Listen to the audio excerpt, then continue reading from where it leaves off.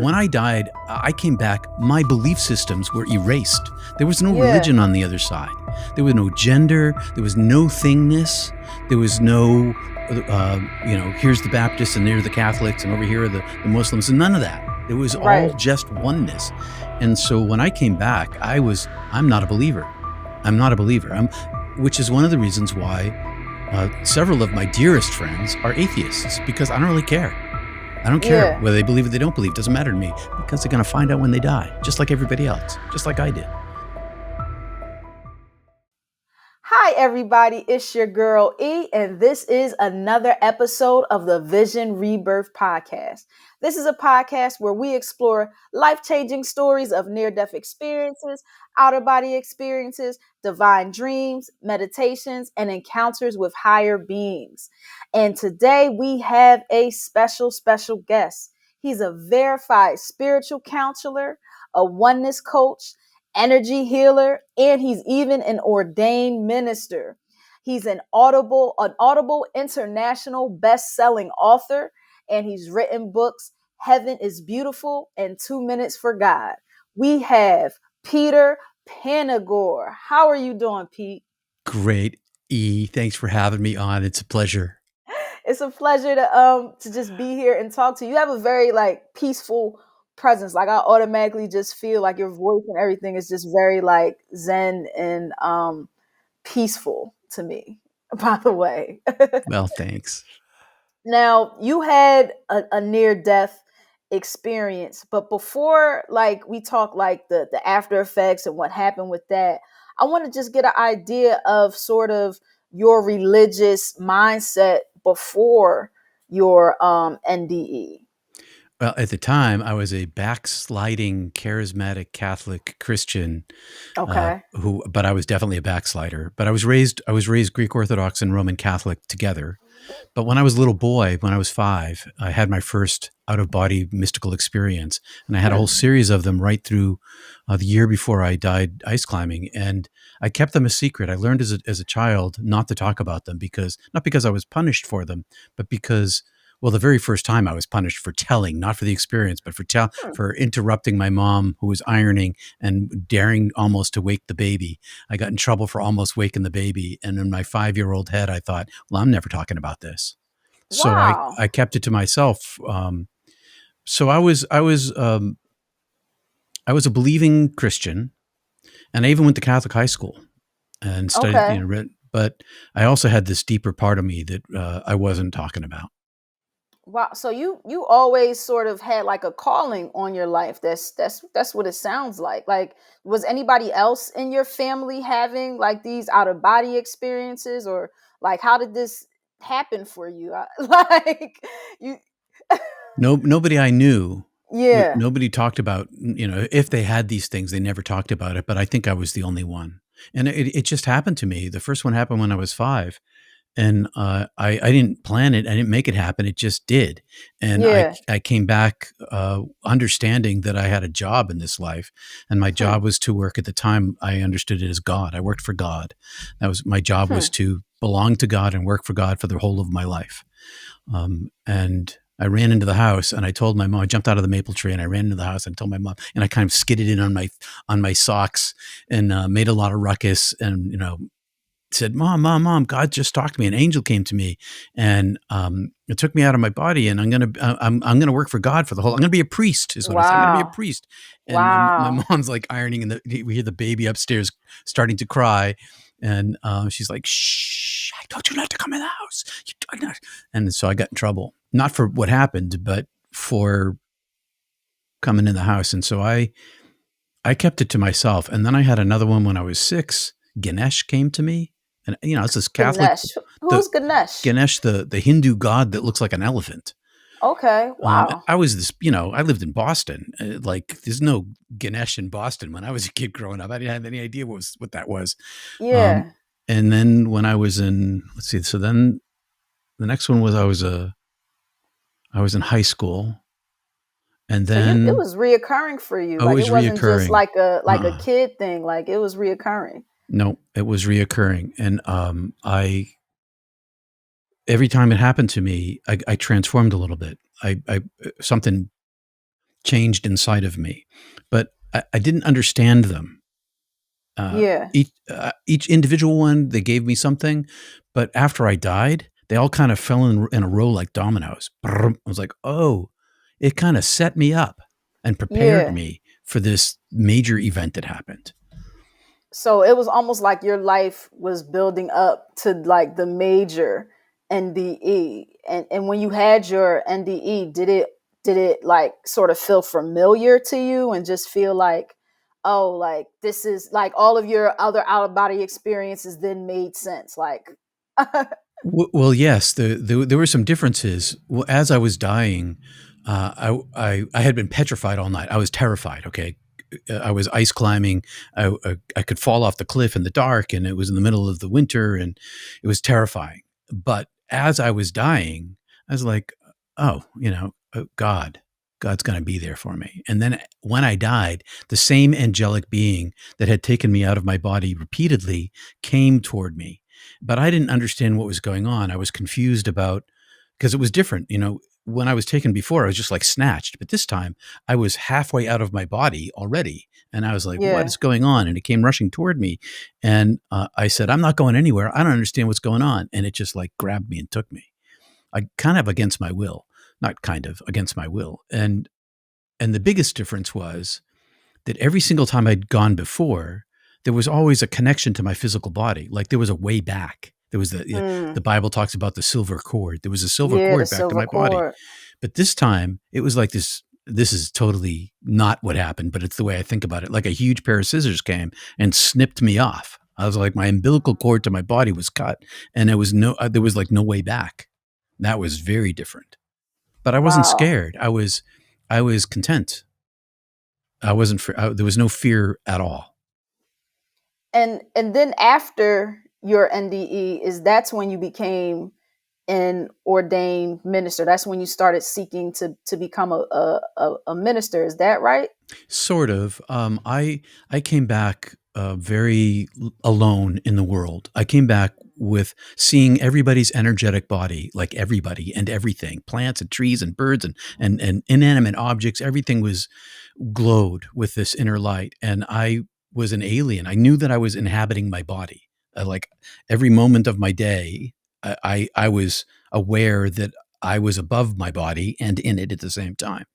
And so I was trying to figure out what to do, and I stumbled into, because I went to Catholic high school, there was a monastery near my high school where they taught this thing called centering prayer. And this is back in the 70s, I learned centering prayer with them. And so I started going to the monastery, and I thought, these guys, they glow. Like they glow more than other people. So maybe I should be a monk. So I started looking into that. This is after I graduated, as I was graduating college. But then I thought, I feel this need to speak about it. But I also had zipped my lips and was keeping it a secret. I didn't tell anybody. Everybody knew I was different, but I didn't tell anybody what happened. So I decided to go to divinity school to study mysticism. So I Okay. applied to Harvard, Yale, and Princeton. I got into 2 out of 3 and ended up going to Yale. And they don't teach mysticism there, but they teach at the divinity school, but they teach classes around the university. And so I Okay. convinced the dean of students to let me study mysticism. And my goal wasn't to be a minister. My goal was to work toward my doctorate, become a professor of mystical studies. Okay. But my dean of students, who gave me this 3-year independent study, one day said to me, Peter, I've been watching you, and I think you'd make a great minister. I've been working with Wow. the homeless. I've been working in soup kitchens and all that kind of stuff down in New Haven. And so I decided, all right, I'll give it a try. Had just gotten married, and I thought, all right, I made a deal with God. I said, I'll give it 3 years. And so Yeah. at the end of my divinity school, there was like a preaching thing that happened for young people graduating. And so I went to this preaching thing that was happening. I was one of the preachers. And at the end of this guy came up to me and offered me a job for 3 years. Wow. And I was like, Wow. oh, sign from That's a God. sign. Synchronicity. But at the end, I was like, I'm out of here. Like this is a good try, but I don't fit. I don't want to do this. but my wife was pregnant. We were going to have this baby, and her grant had ended. She was in research, and now I got to get a job. I'm going to have a baby. Got to be responsible. So I stayed in the church. I was in the United Church of Christ, which is a progressive, social justice oriented, open and affirming, ordaining women kind of place, ordaining gay people. It was a very New Englandy kind of place, and I hid inside the church. That's what I ended up doing, because I could practice my meditation. I was practicing Kriya yoga. I could practice my yoga. I could study, and I could work with people who needed help. So it kind of filled all my blocks, and I could get paid for it. Nobody was asking me, why is the minister meditating? Why is he reading, texts from the 3rd century? Why is he standing on his head doing yoga? Right. Right. I could get away with a lot, and I worked in the churches that I worked in. Most churches are like, you only work for the membership, but I didn't do that. I became the community minister for everybody, whoever needed help, who was ever in trouble, whoever needed counseling, or I became that guy in our community and communities I lived in, and worked a lot with domestic violence, worked a lot with death and dying, worked a lot there was a lot of violence. So, and one of my after effects was always knowing that you can kill my body, but you can't kill me. And so I came back with this extra sort of, I guess courage would be the word for it. And so I was always there were murderers, there was a decapitation, there were arsons, there was embezzlements, there was all sorts of really, and I was held at gunpoint. There was all sorts of stuff. And I was always like the weird minister. I was always didn't really fit in with all the other ministers. They were my friends, my colleagues, but I didn't really fit in. I was always barefoot in the pulpit, barefoot on the street, had long hair for a long time and all that kind of stuff. I was a step outside the norm. And that's my question, because I grew up Baptist, and grew up in the church as well, and so I know about religion, right? And now some churches are just kind of coming along to meditation and the different spiritual practices, but I want to ask, how do you sort of reconcile what we grew up with in religion, and even maybe some of how it was taught, how when you went to divinity school, to what you actually know it is from your spiritual experiences? I separated it as an intellectual exercise. I'm kind of an intellectual. I separated it as an intellectual, analytical, systematic exercise. That's what study of theology is: analytics, systematics, historicity,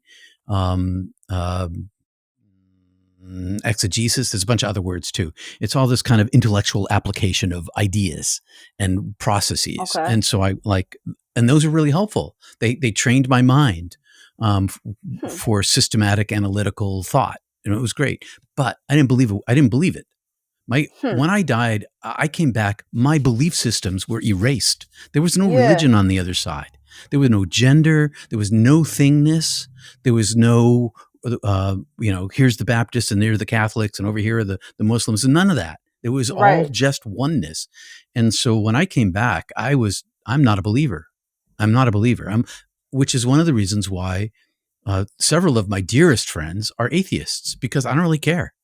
I don't care whether they believe it, they don't believe. It doesn't matter to me, because they're going to find out when they die, just like everybody else, just like I did. So I studied the Bible pretty hard, and I studied it from a sort of there are schools of thought when it comes to theology, and places like Union, Harvard, Yale, Princeton, they're on one camp, and they're really about unpacking the language and the history of it. And so I didn't have to give up the idea of Genesis being a myth. Like the planet is not 3,000 or 6,000 or 8,000 or 10,000 years old. And so we approached the text like that. So, and the biggest difference was I read a gospel a year when I was in high school, because I went to this Catholic school.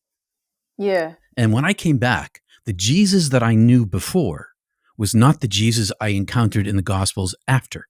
The Jesus I encountered in the Interesting. Gospels after, he's like a near-death experiencer. I was like, this guy sounds like what happened to him happened to me. And he's always talking about my burden is light. Everybody's thinking, he's talking about light. It's light. The burden is light. Yes, it doesn't weigh anything. Photons don't weigh anything, but it's also light. It's light, and it's kind of all masked over with all of this theological stuff outside of the Bible, but also inside the Bible. There's all these perspectives of the writers of the Bible, of each of them, the Gospels, and so when I was in the pulpit, I kept this a secret the entire time I was in the pulpit till just before I left ministry. And something happened, and then I finally felt free enough to tell people, safe enough to tell my congregation. And I would preach from my perspective as a near-death experiencer, but never tell them. And so I would find the passages where Jesus was, doing all the great stuff he did, and talk about it through the lens of near-death experience, but never confess that. Can you break that down a little bit? Like, what is the Jesus that you experience sort of after your NDE? Well, the whole idea of atonement, salvation, saved by the blood of the Lamb. That Jesus was a no-show for me. The light, Jesus in the light, yeah, part of that for sure. But there was my salvation when I died had nothing to do with Christianity at all. It had to do with the power and the presence and the overwhelming beauty of infinite unconditional love. That was it. And so I was forgiven after I died. I had a purgative fire of divine love, hellish experience where I went through all of the pain that I caused everyone in my entire life from there, like I was them experiencing it and I was me experiencing causing it. And then there was the divine who was also in them and also in me showing me love. And so I didn't, in the Catholic Church or probably the Greek Church too, I don't remember, you have to get unction, the spiritual unction before you die, last rites, to make sure you get in through the gate. I didn't have any of that, and I got in through the gates anyway. And so I kind of lost my train there. You said you didn't have any of the last rites, and you got in through the gates anyway. Right, and so I got forgiven anyway. So the whole idea of this coming around back to Jesus again, I pretty much early on discovered the Gospel of Thomas. And the Gospel of Thomas is a non-canonical gospel. It's the only gospel that we have that's in total. We have all of it from two different sources, and it was first found again in 1945. And when I read the Gospel of Thomas, which is 114, they're called logis. And is that one of the books that it's not included in the Bible? It's not in the Bible. Books, or okay, no, because it was lost. It was hidden because there was a movement against this type of Christianity. Christianity wasn't a monolith when it began. It's not a monolith now. Protestants, Catholics, Orthodox, they all think it's a monolith, but it's not. There's still a bazillion different types. But in those days, there was as the Holy Roman Church became formative, there were other types of Christianity, the Gospel of Mary, the Gospel of Philip, the Gospel of Thomas, that became Enoch. I know that's one of them, right? Enoch, I've read that a bunch. That's a little lower down in the scale for me, because it's there's a lot of mythology in Enoch. And these other books, they're much more about Jesus and his relationship to the disciples directly. And so the Gospel of Thomas are 114 sayings. And in the Gospel of Thomas, he's a oneness teacher. He calls it singleness, which is the same thing I found in my studies in the East, oneness of being. The gurus are always talking about the oneness of being. And here's Jesus and the Gospel of Thomas talking about that same thing. And he talks about it in the Gospel of John. Make them one like you and I are one. Mm. For instance, make your eyes single and your body will be filled with light. And in those kind of passages, I found the same thing that was living inside of me. It wasn't like I was making decisions about this. I didn't Yeah. have information I was processing. It's like it's alive in me. And instead of trying to find things that fit into my puzzle piece, I've already got the puzzle piece. And now I'm Yeah. looking for things, what I should say, finding pieces of the puzzle to construct my belief system. I already had it. And now I'm Yeah. seeing parts of it that match with it. And so the Jesus that I encountered, the Jesus that I preached from the pulpit, the Jesus that I helped the churches that I served live out, and it wasn't always easy because because it was always kind of alien to them. Um, is the teacher who said that the kingdom of heaven is within Yeah. you and among you, and that means that it's actually your original goodness. That's the perspective, is that you have this core of being inside yourself, which is the light of the divine. In the image of God we are made in Genesis, and it's real, and it supersedes everything else, and that's what Jesus was trying to talk about. But of course, when you get into power structures and power dynamics and patriarchy and all the rest of that stuff, they got Yeah. money. It just, you know, Dilute the message. yeah. Well, it kicked it out because Mm. because you can't have people finding God within themselves and have a church that's organized like it is. You can't have a Hmm. hierarchy when that happens. Hmm. And because if you got it inside yourself, you might need someone to help teach you how to find it inside yourself, but you don't Yeah. need someone to teach you doctrine and dogma. Mm. Now, after your NDE and you came back, you weren't the happiest, right? Oh no. You weren't the happiest. And, I seen where you said that, like, trying to find happiness outside of, the divine, like not being on that side was very hard. So I just want to ask, like, how can, if like did you find it, like is it possible, can we have heaven on earth? Like, how can we do that? Well, that was the question that I was asking myself, because I left it behind, and once I left it behind, I chose to come back, and I regretted that immediately. Hmm. Like, if I had one big regret in my life, that's it. And Wow. I ended up every day of my life praying for my own death for 20 years. Do my Wow. meditation, do my yoga, do my studies. Oh my God, take me home today. Can you take me home today? Is today a good day? Can I die today? Um, and so I was bereft of heaven, of the light, of the joy, of the beauty, of the peace.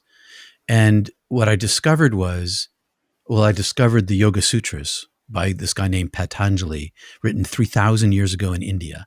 And it's basically a guidebook on how to find God within. And Jesus was really big Hmm. on miracles and living as a living example, but didn't give a lot of details on like how you do it.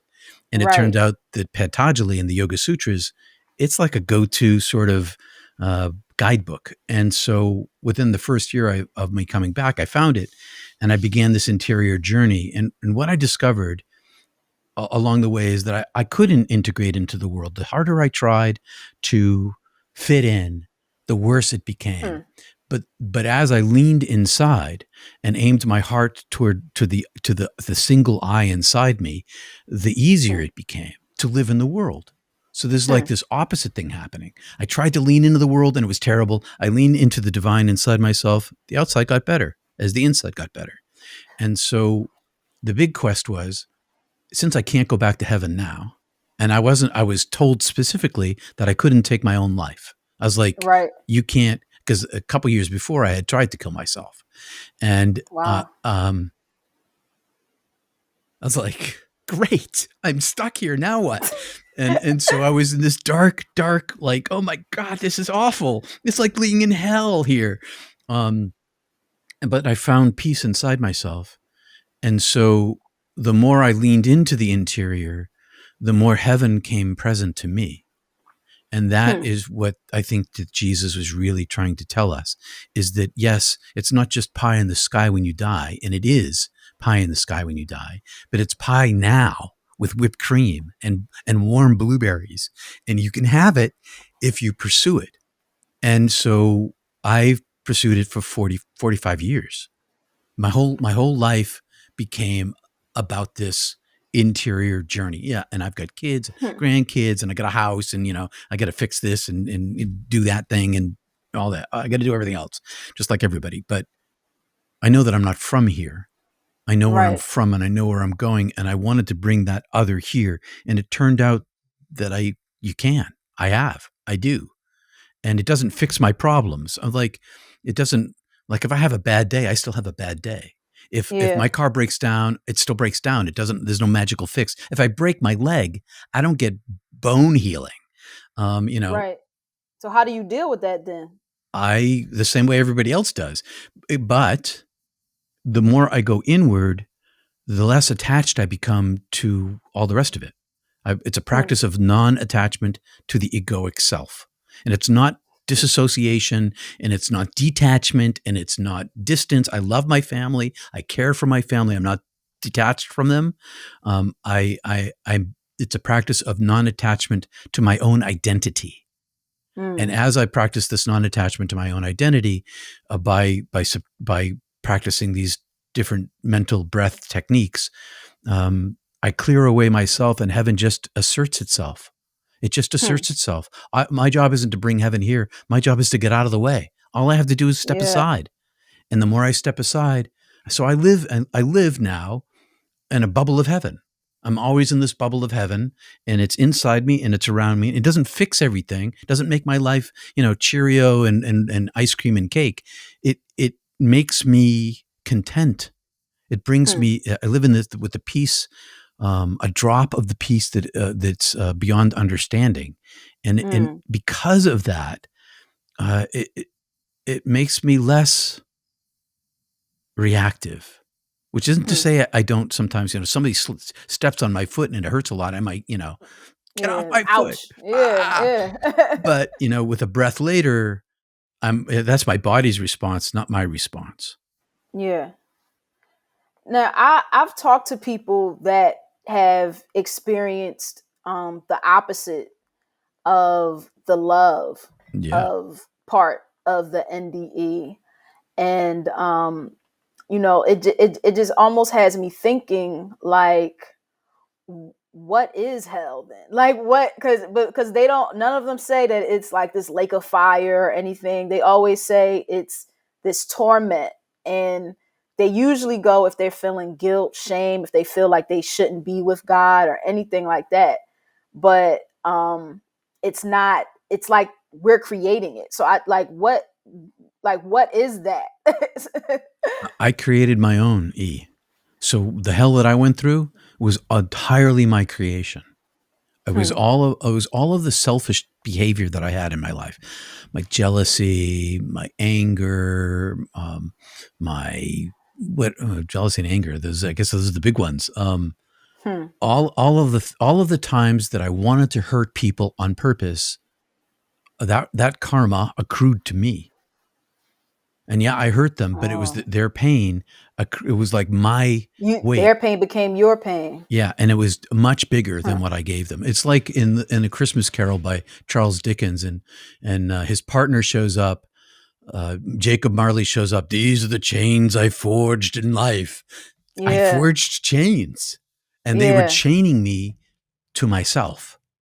And as I went through this experience of suffering all this pain, I became ashamed. And so guilt is you do something wrong, you feel bad about it. Shame is where you become a bad person. I'm a bad Wow. person. And that's so Wow. there's a difference between those two things. And I became a bad person as I was going through. It's like, oh, look at all these terrible things I did. And it wasn't like, look at these things. I was feeling them. But meanwhile, all of this love was like this overwash of so powerful I couldn't not turn to it. And so Hmm. I think that hell this is not knowledge. This is an educated guess.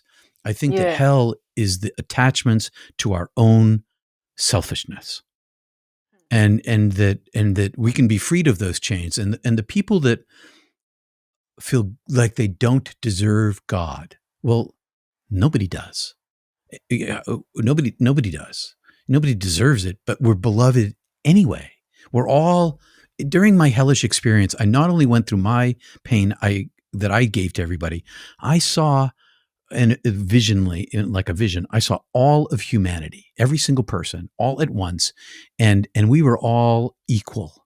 There was like if it was a thin piece of paper, we're all on the thin line of the piece of paper, and it's like, genocidal people and murderous people and rapists and all the super bad people and do bad things, and all the good people. We're all together in All the comparison same. to the purity and the ultimate love of the divine being. It is so much greater than us. It's like being a micron compared to the size of the galaxy. Galaxy Hmm. is the size of unconditional love. Micron is all of us. And did I deserve love? No, but I was made out of love. Every Mm. person is made out of love at the core of their being. And all you have to do is accept it. That's all I had to do. Accept it. Hmm. And once I accepted it, it was done. And I was Accept. inflated by love itself. And so this is also just an educated guess.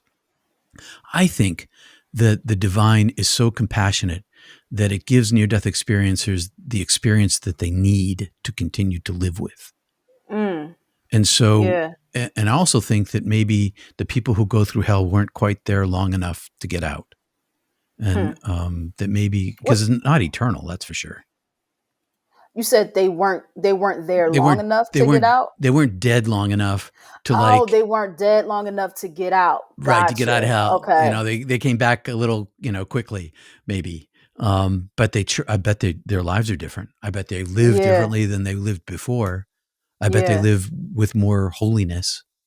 Yeah. So that's a huge plus side. What is the difference between believing and knowing? Oh, believing is an intellectual assent to an idea. Hmm. Knowing is, that's a glass. It That's a is. glass. You can hear it, Yeah. right? You don't have to Yeah. believe that it's a glass. Yeah. You know that it's a glass. But if I put it over here and I say, "Oh, over here I've got a green glass and it's filled with I don't know, orange soda." You can believe I me. have to, You have yeah, I to, have to believe you. right. And but knowing, all my belief was erased when I was on the other side. All of it, everything. My belief even in human culture. I mean, it wasn't just religion. It was that all Yeah. cultures are constructs. Language is a construct. The weird thing that I came back with was understanding that language, everything that we language, creates the world we live in, but it's not real, because every single word in every single language is matched to another word for definition. And so it only gets to this certain level. It doesn't get to the beyond that. It has to function at this conceptual level, where it constructs uh, how we think, and it's all made up. Japanese is different than So is Chinese, which belief is different than bad? English, which is Like, different than French, and there's all these different syntaxes, and language forms the way people think. It shapes the way we process information, and human brains can do all these, can be thinking Chinese ways of thinking and thinking Japanese ways of thinking, about time and space and identity. And so language itself is a human construct. It's great. It's wonderful. I love language. Um, but it's also not really real, like a glass is real. hmm. I don't know whether you heard this question, but is belief bad then? Like, No, okay. it's not bad. Belief isn't up. Jesus is always talking about belief can lead to faith. And belief isn't bad. The problem with belief, it's like religion. Religion has an upside and a downside. Religion has some terrible things in the world, terrible, terrible things. But it's also done some good stuff too. It's not, Hmm. it's like a human being. There's good Yeah. and there's bad. Um, and belief is sort of like that too. The problem with belief is that belief can lead to genocide. It can lead to Okay. enslavement. It can lead to, men are better than women. It can lead to all Yeah. these are based in beliefs. They're not based in reality. And All beliefs can constructs. drive, yeah, they're all constructs. And so people like Jesus, people like Kabir and Rumi and Lao Tzu and Muhammad, um, they weren't believers. Muhammad wasn't a believer. They And knew. he was meeting with an angel. There was no belief about that. Yeah. Everybody who followed him is a believer for the most part, but Jesus wasn't a believer either. Hmm. Yeah, He was an Jesus knew. experiencer. Yeah. He Yeah. knew. He knew. And and and so the church got really frightened of people who knew. And so they declared that revelation is ended. And so it kind of ostracized all of the mystics, all of the near-death experiencers, people who were psychics because they died and came back, burned as witches, that kind of stuff. Mm. Well, how can people go from, believing to knowing? Because is that the goal there? Like, that's the ultimate enlightenment, is to know. No, well, yes and no. The ultimate enlightenment is the unitive state of being with the divine, where there is no identity anymore. When Jesus is talking about God, the Father and I are one, that's what he's talking about. He's talking about this experience that is beyond his own human identity. When in the state of the divine oneness, there is only oneness. There is only Yeah. unity. And so uh, belief can lead to it, but there are practices. So lots of there's 1,000 types of meditation practice. Yeah. And the reason why meditation exists in all these different forms and all these different world religions is because it actually works. Hmm. It clears away the identity of the self, the attachment to the self, and it leaves room for the presence of the divine. And that's a long, slow, that's a long, slow incline path, but it works. And that's the Hmm. path I've been on since my NDE, because it works. I didn't know that when I began it, but I believed it. I believed it Hmm. because others had tried it before me. You, I guess there's only one other way. They're mystical experiences, but you can't make one happen. You can't. Okay. You can't. I'm going to come back around to the third way, but I'm going to come into the second. There's this guy named William James, who was a famous father of psychology. He was teaching at Harvard back in the early 1900s. He came from Glasgow, University of Glasgow, and he wrote this book called Varieties of Religious Experience. And in this book, he gives 4 characteristics of mystical experiences. They happen to you. You don't make them happen. They have a Yeah. beginning and an end. They leave noetic knowledge, understanding in the heart, and they're unspeakable. You can't really ever talk about it. You can't ever explain it. Language doesn't contain it. And so lots of people have mystical experiences.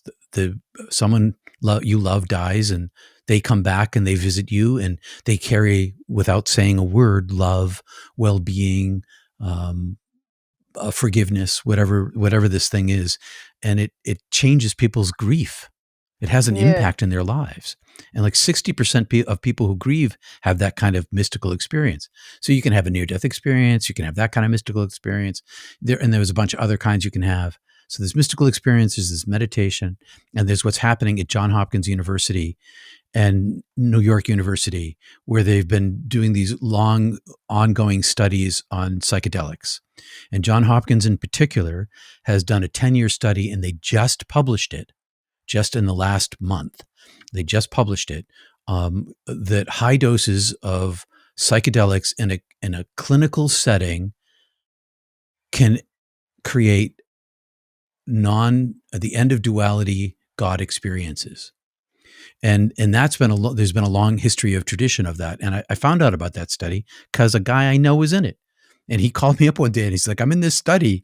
And they took all these religious people. And he was a ministers and rabbis and nuns and Buddhists, but who had never had mystical experiences. Yeah. And they went through a year of psychological testing, and then they went into they had these two high doses with music, and didn't it transform them and give them an individuality experience of the oneness of God? Yes, it did. And so there are ways to do it, the tried and true. But even those people, okay, you have this high end experience, a near death experience, a psychedelic experience. If you don't manage it, if you don't cultivate it, Yeah. uh, you know, it's, I don't know what, I don't know what would happen if it didn't cultivate. I know the people who had these psychedelic experiences who don't cultivate it in the long run, they just keep trying to capture it They again keep on by, chase that taking more high. and more. They chase that high, and that's not what it's at. That's not where it's at. Yeah. And I speak from knowledge. Okay. That's not, I took a lot of acid when I was in college before my Yeah. NDE.